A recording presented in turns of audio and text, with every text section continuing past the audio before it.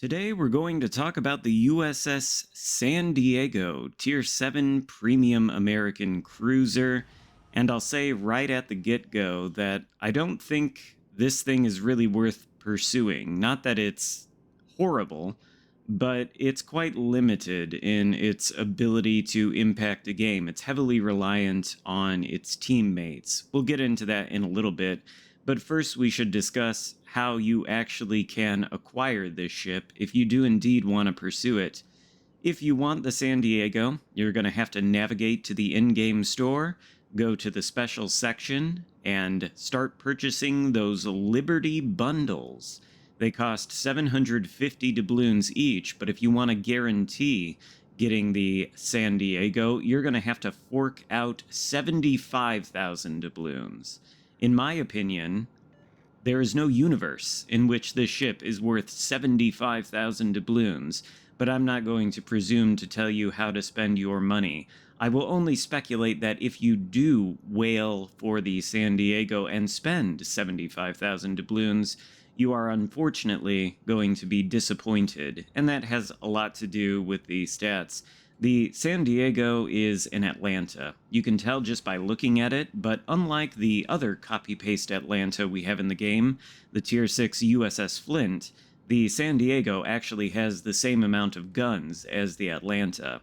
It's also got very similar hull characteristics and armor, and survivability prospects. It's only got 27,900 hit points, which I think makes it the cruiser with the smallest HP pool at Tier 7. Not very good for sticking around the battle for the full 15, although we will in this game. The armor on this thing is 16mm plating everywhere, which means it can be overmatched by every single battleship it encounters and a number of heavy cruisers, so long as they have larger than, I think, 228mm guns. There's oddballs out there like Cheshire, and of course the Tier 8 cruisers with the 305mm guns, even Azuma, Carnot, Kronstadt, all those things can overmatch this thing everywhere. And the Citadel isn't really that narrow of a profile like the Atlantas. If you take a look at the armor viewer here, you see the 16mm plating, and the Citadel in the center of the ship, it's sort of got that step shape that is common to the American cruisers, where it's underwater beneath the turrets, but in the center of the hull, it juts out very prominently, and the Citadel extends for the whole length of the ship, from the starboard to the port side.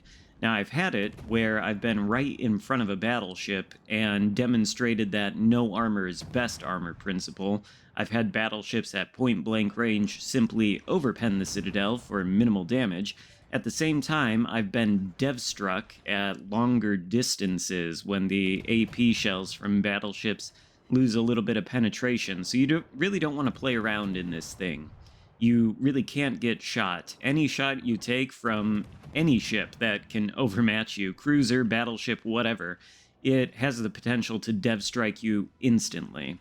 And it's not like your armor is going to offer much protection against HE either. You can easily be melted down by high DPM HE spamming cruisers, because they can also pen you everywhere.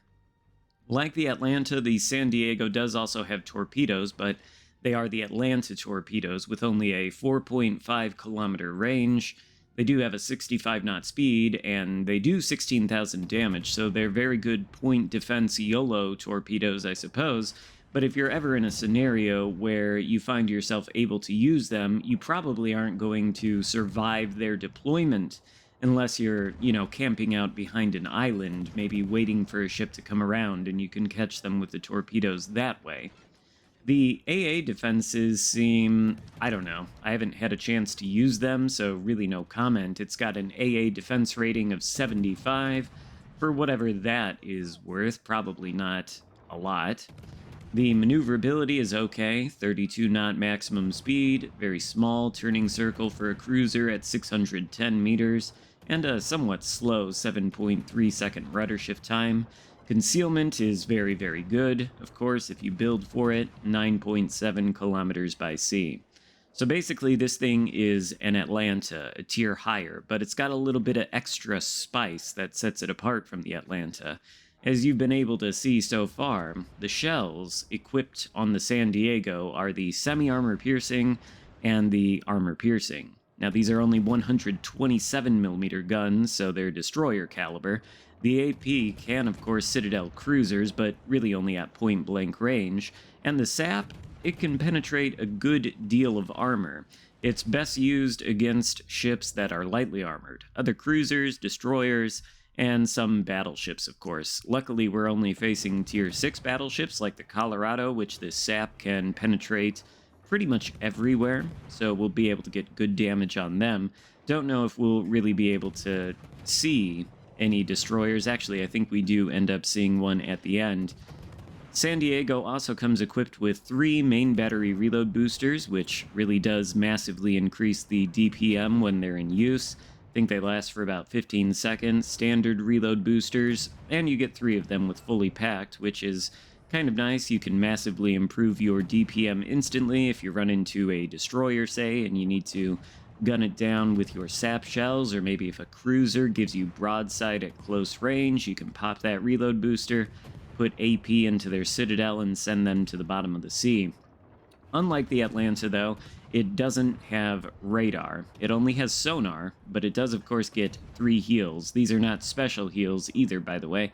They don't really offer a ton in prospects of restoration. They aren't massively improving your ability to sustain yourself throughout the course of a battle, but if you make some errors or if you get burnt down by some HE or something, they do come in handy and they can restore your hit points, allowing you to stay in the battle a little bit longer. But to begin with, on why I don't think this ship is really worth pursuing, the lack of the radar is key here. The radar is what makes the Atlanta so very powerful. Much like the San Diego, the Atlanta has fairly floaty shells. They are not easy to aim at distance on anything that isn't a slow-moving or even stationary battleship.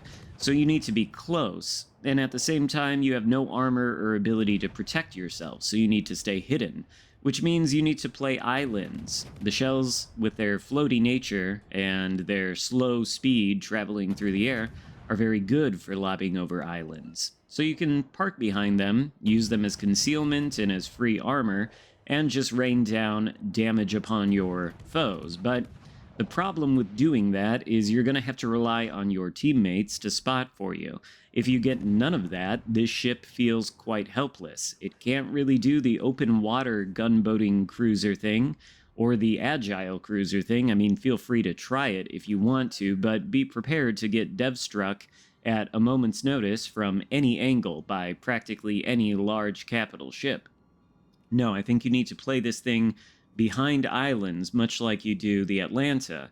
And, that relies on your teammate spotting for you, and you yourself don't really have the same utility as the Atlanta because you don't have radar.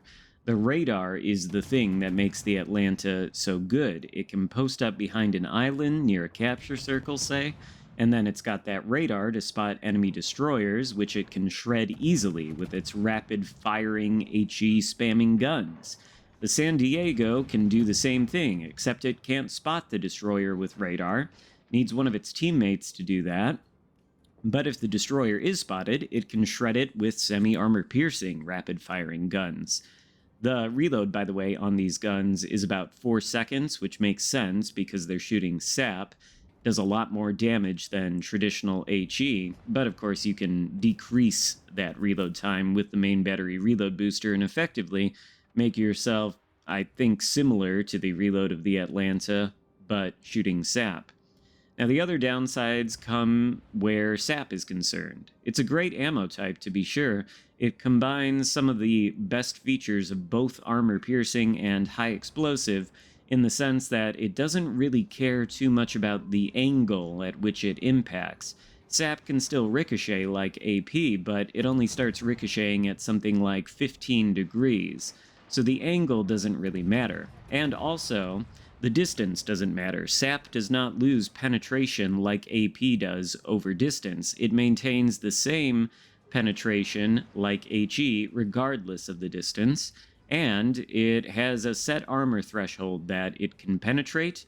If it hits something that exceeds that threshold, it will simply shatter, much like HE. And at the same time, it's got a much bigger alpha strike, like AP. So it's quite a useful shell type, to be sure, but there are downsides. The main downside is, well, they're sap shells, so they don't start fires. And that is part of the reason the Atlanta was such a ferocious HE spammer back in the day.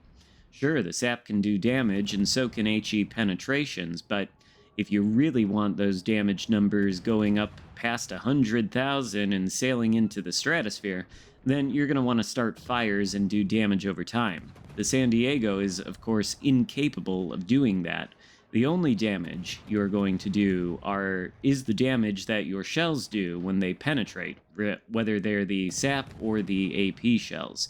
You cannot rely on damage over time, which makes this ship feel like maybe you have to put in a little bit more work than you would an HE spamming cruiser like the Atlanta, which you can get in the store, by the way, for free for 500 global XP.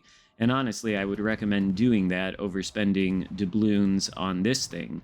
I mean, sure, it's unique that it shoots the sap, but in some cases, it just feels quite helpless. This, in fact, was the best game I was able to achieve in it.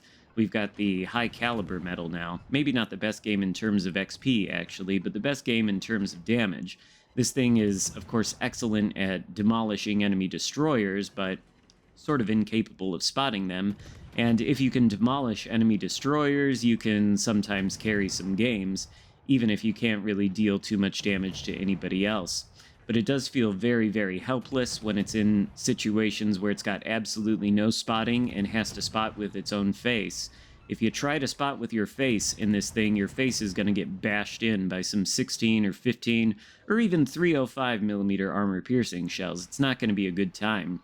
And even if you do manage to get those high-caliber armor-piercing shells overpenning your citadel, you only have 27,000 HP. It's not like you can sustain yourself for very long. So I think this is going to be a challenging ship for a lot of players to play. Doesn't necessarily mean it's terrible or anything, but I wouldn't rate it very highly, especially in comparison to some of the other Tier 7 premium cruiser choices we have, like the always excellent Wichita, which, I mean, you can get that thing too in the store for a lot cheaper than this.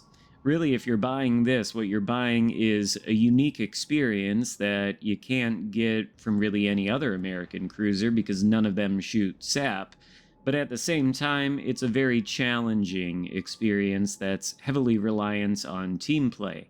Maybe if you took this thing out into a division with a destroyer that could maybe smoke you up, that would be a good idea. Perhaps you could get some good things going with that, but as a solo player, which I know a lot of you out there are, I certainly am, this ship is quite situational. It just doesn't necessarily have the carry power of other cruisers, and that's primarily due to the lack of armor and the lack of HP.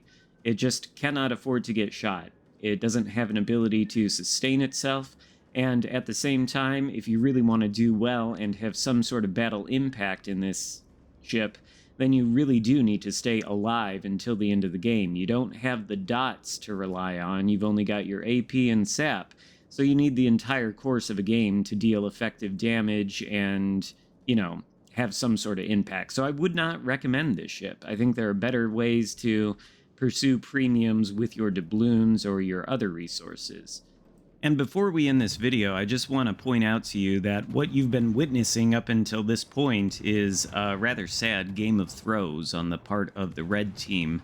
My team initially followed me to the alpha flank of the map at the beginning of the game and completely ceded map control to the enemies. They took 2 out of 3 of the caps, and they're far, far ahead of us on points. They've got 2 destroyers left in a battleship who all they have to do if they want to win is absolutely nothing. They just need to stay hidden and not sink, but they're not going to do that. My team is in pursuit of one of the destroyers and the last remaining battleship, while I'm over here pursuing the Fletcher. And they are going to end up taking down the destroyer right there.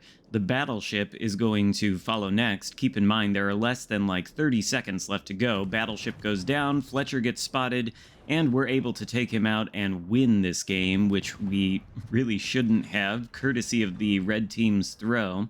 So thank you, Red Team, for allowing my XP on the leaderboard to be more impressive than it otherwise would have been.